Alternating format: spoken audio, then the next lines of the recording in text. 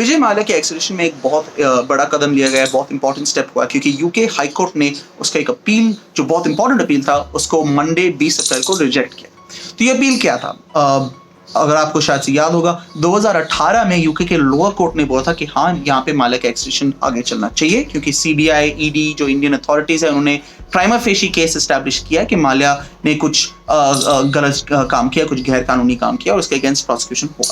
उन्होंने क्योंकि CBI, ED, आपको याद होगा, उन्होंने बोला कि यहाँ पे फ्रॉड के केस है, मनी लॉन्ड्रिंग का केस है, और इसके वजह से माल्या को एक्सट्रैक्ट होना चाहिए यूके से इंडिया तक।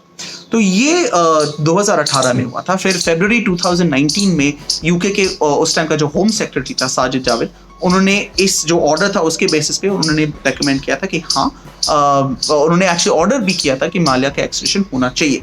अब उसके बाद माल्या के पास अपील्स जो थे वो शुरू हो गए थे। उसने जाके अपील फाइल किया था यूके के हाई कोर्ट में कि जो डिसीजन यही गलत नहीं था कि साजिद जावेद ने जाके बोला था कि इसको एक्सट्रेडिट करना चाहिए, पर जो पहले ही जो लोअर कोर्ट का डिसीजन था वो भी गलत है और इसके वजह से उसको एक्सट्रेडिट नहीं कराया जाना चाहिए। तो ये अपील जो था हाई कोर्ट ने अभी रिजेक्ट किया और उन्हें बोला कि जो 2018 में जो लोअर कोर्ट ने डिसीजन लिया था वो बिल्कुल सही था। कानून पे फैक्ट्स को भी देख के जो भी एविडेंस है वो सफिशिएंट है, यहाँ पे वो काफ़ी है यहाँ पे देखने के लिए कि हाँ, माल्या को एक्सट्रैक्ट करना चाहिए। तो अब ये सब हुआ था, ये हाई कोर्ट के डिसीजन में ये सब आया है। ये माल्या का सबसे इंपॉर्टेंट ऑप्शन था अगर उसको अपना एक्सट्रैक्शन रोकना था, पर अब क्योंकि ये अब डिसमिस हुआ है, क्या उसके पास और कोई ऑप्शन नहीं है? सब उसका और कोई चारा नहीं है? नहीं, क्योंकि उसके पास एक अपील रह गया है यूके के सुप्रीम कोर्ट में। पर यहाँ पे इंडिया के लिए बहुत इंपॉर्टेंट चीज़ ये है कि यूके सुप्रीम कोर्ट केसेस ऐसे ही नहीं सुनते। वो इंडियन सुप्रीम कोर्ट की तरह बहुत सारे केसेस नहीं सुनते, वो उन्हीं केसेस को सुनते हैं जहाँ पे कानून का एक बहुत बड़ा इशू है, बहुत अहम इशू है। अगर लॉ पे, कानून पे कोई ज़्यादा बड़ा इशू नहीं है तो फिर यूके सुप्रीम कोर्ट वो उस मामले को नहीं सुनते। इस केस में माल्या तो कोशिश करेगा बोलने के लिए कि हाँ, यहाँ पे कानून का एक बहुत इंपॉर्टेंट इशू है। वो बोलेगा कि जिस बेसिस पे लोअर कोर्ट ने बोला था कि हाँ, प्राइमा फेशी केस है, वो गलत है। जो स्टैंडर्ड, जो टेस्ट लगाया गया था वो गलत था।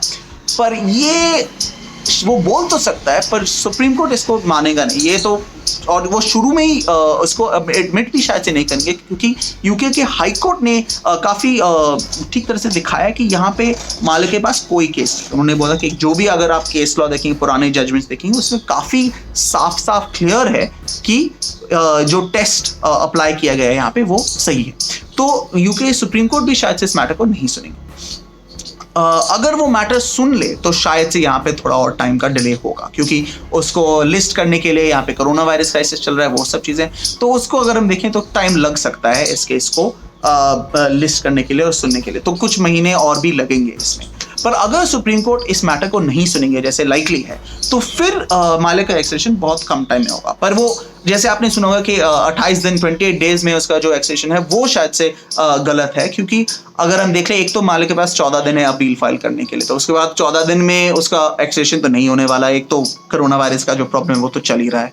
दूसरी बात ये है कि ये जो जब ये कोर्ट्स में पूरा मामला खत्म होता है, उसके बाद एक्सटेंशन का जो डिसीजन है वो वापस जाता है यूके के होम सेक्रेटरी। अब क्योंकि जो पिछला यूके होम सेक्रेटरी है उसने ऑलरेडी अप्रूव किया है माल्या के एक्सटेंशन को, तो यहाँ पे जो नई होम सेक्रेटरी है प्रीति पटेल, वो भी उसको अप्रूव करने में हम ये तो नहीं बोल सकते वो नहीं अप्रूव करेंगे, वो भी अप्रूव उसको कर ही लेंगे, पर उसका थोड़ा टाइम लग जाता है उसको होने में। और अगर शायद से ये डिफर भी होता है कुछ केसेस में, वो चाहे वो बोल भी ले कि हाँ, यहाँ पे एक्सटेंशन होना चाहिए, तो कभी कभी यूके इन मैटर्स को डिफर करते हैं काफ़ी देर के लिए। पर यहाँ पे क्योंकि लोअर कोर्ट और फिर हाई कोर्ट ने इतने सख्त तरीके से रीजनिंग किया है और बोला कि हाँ, यहाँ पे एक्सटेंशन होना चाहिए, वो शायद से नहीं होगा।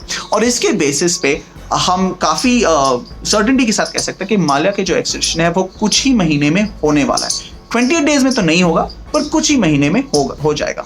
तो इसको अगर हम देखें, ये बहुत बड़ा कदम है। माल्या के एक्सटेंशन के जो सब न्यूज़ है, आप क्विंट को फॉलो करते रहिए। सब अपडेट्स के लिए यहाँ पे आते रहेंगे जल्द से जल्द, और आपको सब आपके सब सवालों के जवाब आते रहेंगे।